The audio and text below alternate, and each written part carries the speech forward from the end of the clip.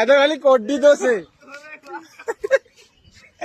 ওই কাকা কাকা কি আলু আর কি আলু ভালো, আলু ভালো, আলু ভালো আলু ভালো, আলু ভালো হ্যাঁ বাবা, আলু ভালো, সব সেগুন নরাল্লাহ জিনিস ঠিক আছে।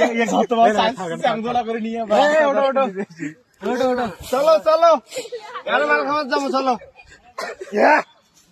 কি তোমরা আমার সাথে প্রতিদিন দেখা